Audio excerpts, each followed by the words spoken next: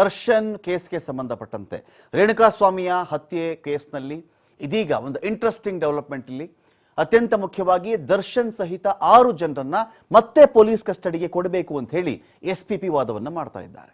ಅಂದರೆ ಇಲ್ಲಿ ಒಂದು ಭಾಗ ಏನು ಅಂತ ಹೇಳಿದ್ರೆ ಸಂಚು ಮಾಡಿದವರು ಯಾರು, ಕೊಲೆ ಮಾಡಿದವರು ಯಾರು, ಕಿಡ್ನ್ಯಾಪ್ ಮಾಡಿದವರು ಯಾರು, ಯಾರ ಅಪರಾಧ ತೀವ್ರವಾಗಿದೆ ಅಂತ ಅನಿಸುತ್ತಾ ಅದೊಂದು ಭಾಗ ಬರುತ್ತೆ.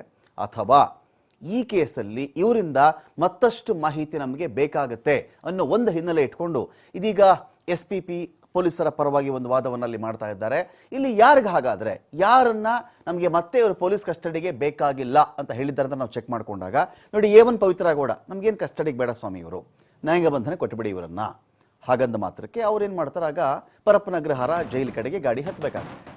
ಪವಿತ್ರ ಗೌಡ ನಮಗೆ ಪೊಲೀಸ್ ಕಸ್ಟಡಿಗೆ ಬೇಡ, A2 ದರ್ಶನ್ ನಮಗೆ ಕಸ್ಟಡಿಗೆ ಬೇಕು. ಪವಿತ್ರ ಗೌಡ ಸೇರಿ 11 ಮಂದಿಗೆ ನ್ಯಾಯಾಂಗ ಬಂಧನ ಆಗುತ್ತೆ.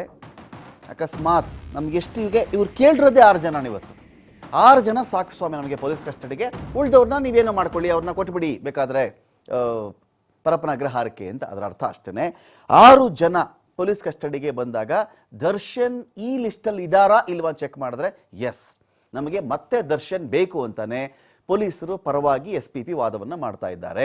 ಪವಿತ್ರ ಗೌಡ ಅಲ್ಲಿಗೆ ಬಚಾವ್. ಯೂಶಲ್ ಆಗಿ ಏನಾಗುತ್ತೆ, A1 ಅಂದ್ಬಿಟ್ರೆ ಸಾಕು, A1ಅನ್ನೇ ಅಲ್ಲಿ ಕಳಿಸ್ಬಿಟ್ಟು ಅದೇನಪ್ಪ A2 ಇಲ್ಲಿ ಕಳಿಸಿದ್ರ, ಹಾಗಲ್ಲ. ಇದರ ತೀವ್ರತೆಯನ್ನು ಆಧಾರ ಮಾಡಿಕೊಂಡು ಮೊದಲಿಗೆ ಯಾರಿಗೆ ಮೆಸೇಜ್ ಬಂತು, ಯಾರು ಟೆಕ್ಸ್ಟ್ ಮೆಸೇಜು, ಕಮೆಂಟು ಇದೆಲ್ಲ ಇರುತ್ತಲ್ಲ, ಅದರ ಆಧಾರದ ಮೇರೆಗೆ ಕರೆಸ್ತೋರೇ ಇವರು ಅಂತ ಬಂದಾಗ ಅದೊಂದು ಭಾಗ. ಇಲ್ಲಿ ಕಿಡ್ನ್ಯಾಪ್ ಮಾಡಿದವರು ಕರೆಸ್ತೋರು ಒಂದು ಭಾಗ.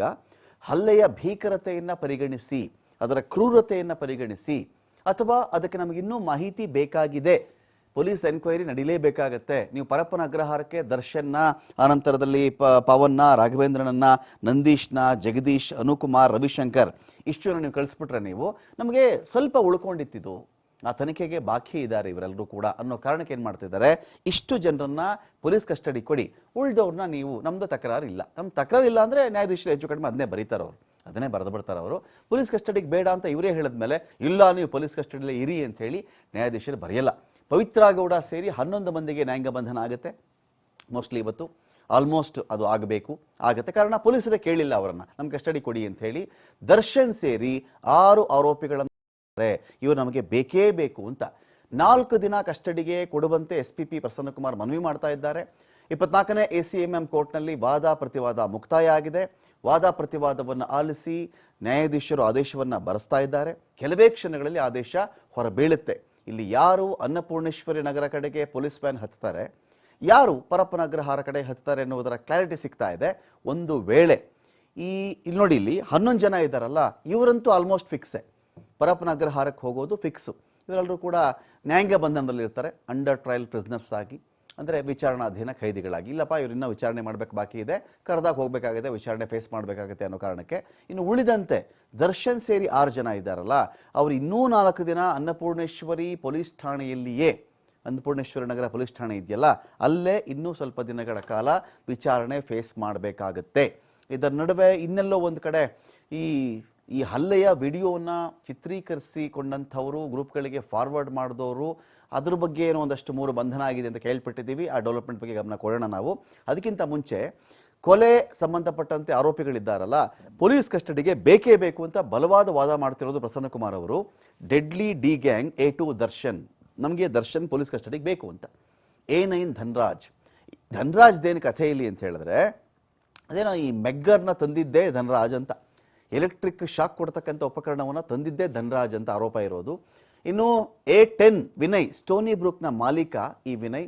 A11 ನಾಗರಾಜ ದರ್ಶನ್ಗೆ ಸುಮಾರು 15 ವರ್ಷಗಳಿಂದ ದರ್ಶನ್ ಸಹಾಯಕ, ಮ್ಯಾನೇಜರು, ನಿರ್ವಹಣೆ ಎಲ್ಲವೂ ಹೌದು ಅಂತ.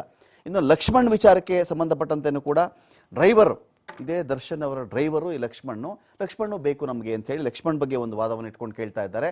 ಪ್ರದೋಷ್ ಸುಮಾರು 30 ಲಕ್ಷ, ಈಗ ರೇಣುಕಾಸ್ವಾಮಿ ಕೊಲೆ ಆದ ನಂತರದಲ್ಲಿ 30 ಲಕ್ಷ ರೂಪಾಯಿಗಳ ವಹಿವಾಟು ನಡೆದಿರೋದು ಪ್ರದೋಷ್ ಜೊತೆ. ನೀನು ಯಾರನ್ನ ಕರ್ಕೊಂಡು ಬಾ, ಬಾಡಿ ಸಾಗಿಸ್ಬಿಡು, ಜೊತೆಗೆ ಅಪ್ರೂವರ್ ಮಾಡಿಸ್ಬಿಡು ಯಾರನ್ನಾದರೂ, ನನ್ನ ಹೆಸರು ಬರಬಾರ್ದು ಅಂತ ದರ್ಶನ್ ಹೇಳಿದ್ದಾರೆ ಅಂತ ಮಾಹಿತಿ ಇದೆಯಲ್ಲ. ಈ ಆರೋಪ, ಇವ್ರ ಮೇಲೆ ಬಂದಿರತಕ್ಕಂಥ ಆರೋಪಗಳೇ ಹೀಗೆ. ಸೊ ಇದೆಲ್ಲವನ್ನು ಹ್ಯಾಂಡಲ್ ಮಾಡಿದ್ದು ಪ್ರದೋಷ್, 30 ಲಕ್ಷ ಹಣದ ವಹಿವಾಟು ಹ್ಯಾಂಡಲ್ ಮಾಡಿದ್ದು ಪ್ರದೋಷ್ ಅಂತ. A10 ವಿನಯ್. ಅಂದರೆ ನಿಮಗೊಂದು ಅರ್ಥ ಮಾಡ್ಕೊಳ್ಬೇಕು ನಾವಿಲ್ಲಿ, ಪೊಲೀಸರು ಈ ಹಲ್ಲೆಯ ವಿಡಿಯೋ ನೋಡಿದ್ದಾರೆ ಅಂತ ನಮಗೆ ಮಾಹಿತಿ ಇದೆ. ಈ ಹಲ್ಲೆಯ ವಿಷಯ ಗೊತ್ತಿದೆ ಅವರಿಗೆ ಚೆನ್ನಾಗಿ. ಆ ಒಂದು ವಿಡಿಯೋ ನೋಡಿದ್ರಂಥ ಮಾಹಿತಿ ಇದೆಯಲ್ಲ, ಅದರ ಭೀಕರತೆ ಆಧಾರದ ಮೇರೆಗೂ ಕೂಡ ಇಷ್ಟು ಜನರನ್ನು ಮತ್ತೆ ಪೊಲೀಸ್ ಕಸ್ಟಡಿಗೆ ಕೇಳಿರ್ಲಿಕ್ಕೂ ಸಾಕು. ಇದು ಒಂದು ಭಾಗ. ಜೊತೆಗೆ ಇನ್ನೂ ಏನೋ ಇನ್ಫಾರ್ಮೇಷನ್ ಕೂಡ ಬೇಕಾಗತ್ತೆ ಅವ್ರಿಗೆ. ಇನ್ನೊಂದಷ್ಟು ಮಾಹಿತಿ ಬೇಕು, ಪ್ರದೋಷಿಂದ ಮಾಹಿತಿ ಬೇಕು ನಮಗೆ, ಲಕ್ಷ್ಮಣ್ ಡೀಟೇಲ್ಸ್ ಬೇಕು ನಮಗೆ, ದರ್ಶನ್ ಇನ್ನೂ ಒಂದಷ್ಟು ವಿಚಾರ ಕೇಳಲಿಕ್ಕಿದೆ. ಸಾಕ್ಷ್ಯನಾಶದಲ್ಲೂ ದರ್ಶನ್ನು, ಕೊಲೆ ಆರೋಪದಲ್ಲೂ ದರ್ಶನ್ನು ಇದ್ದಾಗ ಬಿಡೋಕ್ಕಾಗಲ್ಲ. ಒಂದು ಪ್ಲ್ಯಾನು. ಈಗ ಎಲ್ಲಿಂದ ರೇಣುಕಾಸ್ವಾಮಿಯನ್ನು ದುರ್ಗದಿಂದ ಕರ್ಕೊಂಬರಬೇಕು ಅಂತ ಪ್ಲಾನಲ್ಲಿ, ಹಲ್ಲೆ ಆದ ವಿಚಾರದಲ್ಲೂ ದರ್ಶನ್ ಮೇಲೆ ಆರೋಪ ಇದೆ. ಜೊತೆಗೆ ಆಯ್ತಪ್ಪ ಸತ್ತೋದ ಅವನು, ಸತ್ತೋದ ಮೇಲೂ ಕೂಡ ಬಾಡಿ ವಿಲೇವಾರಿ ಅಥವಾ ಸಾಕ್ಷ್ಯನಾಶ, ಇಷ್ಟು ವಿಚಾರಕ್ಕೆ ಸಂಬಂಧಪಟ್ಟಂತೆ ದರ್ಶನ್ ಎನ್ಕ್ವೈರಿ ಬಾಕಿ ಇದೆ ಅಂದಾಗ ನಮಗೆ ಇವತ್ತಿನ ಈ ಒಂದು ಈ ಕೋರ್ಟಲ್ಲಿ ನಾವು ಕಂಡು ಬಂದಂಥ ಅಂಶ, ಪೊಲೀಸರು ಕೇಳ್ತಿರ್ತಕ್ಕಂಥ ಆಯಾಮ ಚೆಕ್ ಮಾಡಿಕೊಂಡಾಗ ಈ ಲಾಸ್ಟ್ 6 ಜನ ಇದ್ದಾರಲ್ಲ, ಈಗ ಲಾಸ್ಟ್ 6 ಜನ ನಾವು ಚೆಕ್ ಮಾಡ್ಕೊಂಡಾಗ ಇಲ್ಲಿ A2 ದರ್ಶನ್, ಧನ್ರಾಜ್, ವಿನಯ್, ನಾಗರಾಜ್, ಲಕ್ಷ್ಮಣ್, ಪ್ರದೋಷ್, ಇಷ್ಟು 6 ಜನರ ಇವತ್ತಿನ ಮಟ್ಟಿಗೆ ನಾವು ಹೇಳೋದಾದರೆ ಇವರ ಮೇಲಿನ ಆರೋಪಗಳ ತೀವ್ರತೆ ಜಾಸ್ತಿ ಇರಬೇಕು, ಭಾಗ 1. ಅಥವಾ ಇವ್ರ ಬಗೆಗಿನ ಮಾಹಿತಿ ಅಪೂರ್ಣವಾಗಿರಬೇಕು. ನಮಗೆ ಇನ್ನೂ ಏನೋ ಒಂದಷ್ಟು ಮಿಸ್ ಆಗ್ತಿದೆ ಇಲ್ಲಿ ಡೀಟೇಲ್ಸು, ನಮಗೆ ಸಿಕ್ಕಿಲ್ಲ ಅಂದಾಗ ಮಾತ್ರ ಈ ಥರದೊಂದು ನಡೆಯೋಕ್ಕೆ ಸಾಧ್ಯವಾಗುತ್ತೆ. ಹಾಗಾಗಿ ಉಳಿದವರು ನಮ್ದು ಇವದೆಲ್ಲ ವಿಚಾರಣೆ ಮಾಡಿದ್ದೀವಿ, ಇವರ ಕಡೆಯಿಂದ ನಮಗೆ ತನಿಖೆಗೆ ಅಂತ ಯಾವ್ಯಾವ ಅಂಶಗಳು ಬೇಕಾಗಿತ್ತೋ ಎಲ್ಲವೂ ಬಂದಾಗಿದೆ ಸ್ವಾಮಿ, ನಮಗೆ ಅವರು ಪೊಲೀಸ್ ಕಸ್ಟಡಿಗೆ ಬೇಡ. ಯಾರ್ಯಾರು ಬೇಡ ಪೊಲೀಸ್ ಕಸ್ಟಡಿಗೆ? ನೋಡಿ, ಪವಿತ್ರ ಗೌಡ ಬೇಡ.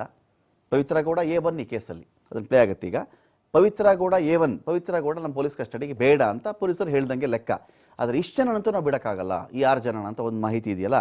ನೋಡಿ, ಇಲ್ಲಿ ಬರುತ್ತೆ A1 ಪವಿತ್ರ ಗೌಡ ನಮಗೆ ಬೇಡ. A3 ಪವನ್ ಯಾರು ಅಂದರೆ ಪವಿತ್ರ ಗೌಡಗೆ ಮ್ಯಾನೇಜರ್ ಅಂತೆ. ಪವಿತ್ರ ಗೌಡಗೆ ಇವನು ಮ್ಯಾನೇಜರ್ ಪವನ್ ಅನ್ನೋನು, ಇವನು ನಮಗೆ ಬೇಕಾಗಿಲ್ಲ. ಆಯಿತು, ವಿಚಾರಣೆ ಮಾಡಿ ಆಯಿತು, ಒಂದು ಅದೇನೋ ಇನ್ಸ್ಟಾಗ್ರಾಮು ಸೋಷಿಯಲ್ ಮೀಡಿಯಾ ಹ್ಯಾಂಡಲ್ಲು ಏನೋ ಮಾಡ್ತಿದ್ದ, ನೋಡಿ ಇವನು ಪವನ್, ಇವನು ನಮಗೆ ಬೇಡ. ಇವನು ಹೋದರೆ ನ್ಯಾಯಾಧೀಶರು ಹೆಚ್ಚು ಕಡಿಮೆ ಅದನ್ನೇ ಒಪ್ಕೊಳ್ತಾರೆ ಅಂತ ಕಾಣಿಸುತ್ತೆ. ಅವರ ಒಂದು ಸಹಮತವು ಕೂಡ ಇರುತ್ತೆ ಅಂತ ನಾನು ಭಾವಿಸಿದ್ದೀನಿ. ಪವನ್ ಕೂಡ ಈಗ ಕಳಿಸ್ತಾರೆ ಪರಪ್ಪನಗ್ರಹಕ್ಕೆ, ಹೋಗಪ್ಪ ನೀನು ಅಂತ ಹೇಳಿ. ಇನ್ನು ರಾಘವೇಂದ್ರ, A4 ರಾಘವೇಂದ್ರ ಯಾರು ಅಂದರೆ ಚಿತ್ರದುರ್ಗದ ದರ್ಶನ್ ಅಭಿಮಾನಿಗಳ ಸಂಘದ ಅಧ್ಯಕ್ಷ. ಇವನೇ ಮೊದಲು ಕರ್ಕೊಂಡು ಬಂದಿದ್ದು ಯಾರನ್ನ? ರೇಣುಕಾಸ್ವಾಮಿನ ಅಂತ ಆರೋಪ. ಇಲ್ಲಿಂದ ದುರ್ಗದಿಂದ ಕರ್ಕೊಂಡು ಬಂದು ದರ್ಶನ್ ಮನೆ ಹತ್ರ ಮೊದಲು ಬಿಟ್ಟು ಆನಂತರ ಶೆಡ್ಗೆ ಕರ್ಕೊಂಡು ಹೋದ ಅಂತ ಇವನ ಬಗ್ಗೆ ಮಾಹಿತಿ. ಸೊ ನಮಗೆ ರಾಘವೇಂದ್ರ ಬೇಕು, ಕ್ರೂಷಿಯಲ್ ಇವನು ಅಂಥೇಳಿ. ಇವನೆಷ್ಟು ಅಂದರೆ A4, ಅಕ್ಯೂಸ್ಡ್ ನಂಬರ್ 4. ಇವನು ನಮಗೆ ಬೇಕು ಅಂತ ಒಂದು ಕಡೆ ಇಲ್ಲಿ ವಾದವನ್ನು ಮಾಡ್ತಾ ಇದ್ದಾರೆ. SPP ವಾದ ಮಾಡಿ ಆಗಿದೆ. ನ್ಯಾಯಾಧೀಶರು ಆದೇಶವನ್ನು ಬರೆಯೋದು ಮಾತ್ರ ಬಾಕಿ ಉಳ್ಕೊಂಡಿದೆ. A5 ನಂದೀಶನೂ ಬೇಕು ಅಂತ ಹೇಳಿ ನಂದೀಶನ್ ಕೂಡ ಕೇಳಿದ್ದಾರೆ. ಜೊತೆಗೆ A6 ಜಗದೀಶ್ ಇವನು ಬೇಕಾಗುತ್ತೆ ನಮಗೆ ಅಂತ ಕೇಳ್ಕೊಂಡಿದ್ದಾರೆ. ಅಂದರೆ ಇವನು ಬೇಡ ಅಂತ, ಇವರೆಲ್ಲ ಕಳಿಸ್ಬಿಡಿ ನೀವು ಅಂತ. ಇಲ್ಲೇನಾಗುತ್ತೆ, ರಾಘವೇಂದ್ರ ಬೇಕಾಗಿಲ್ಲ, ನಂದೀಶ್ ಬೇಡ, ಜಗದೀಶ್ ಬೇಡ, ಅನುಕುಮಾರ್ ಬೇಡ, ರವಿಶಂಕರ್ ಬೇಡ. ಇನ್ನು ಕೆಲವು 3 ಜನ ಆಲ್ರೆಡಿ ಇದ್ದಾರೆ, ಜುಡಿಷಿಯಲಲ್ಲಿ ಇದ್ದಾರೆ ಆಲ್ರೆಡಿ, ಇರಲಿ. ಸೊ ಹಾಗಾಗಿ ಇಲ್ಲೇನಾಗ್ತಿದೆ, ನೀವು ಸುತ್ತಿ ಬಳಸಿ ಎಲ್ಲಿ ಚೆಕ್ ಮಾಡಿಕೊಂಡ್ರು ಕೂಡ, ಎಲ್ಲಿ ಚೆಕ್ ಮಾಡಿದ್ರು ಕೂಡ ದರ್ಶನ್ ಸುತ್ತ ಈ ಕೇಸ್ ಸುತ್ತಾ ಇದೆಯಲ್ಲ, ದರ್ಶನ್ ಸುತ್ತಲೂ ಈ ಕೇಸು ಗಿರ್ಕಿ ಹೊಡಿತಾ ಇದೆಯಲ್ಲ. ದರ್ಶನ್ಗೆ ಇವತ್ತೊಂದು ಬಿಟ್ಬಿಡಿ ನೀವು, ಇವತ್ತೊಂದು ಕಸ್ಟಡಿ ಕೊಡ್ತಾರೋ ಅಥವಾ ನ್ಯಾಯಾಂಗ ಬಂಧನ ಆಗುತ್ತೋ ಬೇರೆ ವಿಚಾರ. ಆದರೆ ದರ್ಶನ್ಗೆ ಸುತ್ತಕೊಳ್ತಾ ಇರ್ತಕ್ಕಂಥ ಉರುಳಿದ್ಯಲ್ಲ, ಇವತ್ತಿಗೂ ಮತ್ತೆ ದರ್ಶನ್ ನಮಗೆ ಬೇಕು ಅಂತ ಪೊಲೀಸರು ಬಲವಾಗಿ ವಾದ ಮಾಡ್ತಾ ಇದ್ದಾರೆ ಅಂತ ಹೇಳಿದಾಗ, ಸೊ ಹಾಗಾಗಿ ಇಲ್ಲಿ ದರ್ಶನ್ ವಿಚಾರದಲ್ಲಿ ಸ್ವಲ್ಪ ಗಂಭೀರತೆ ಇದೆ.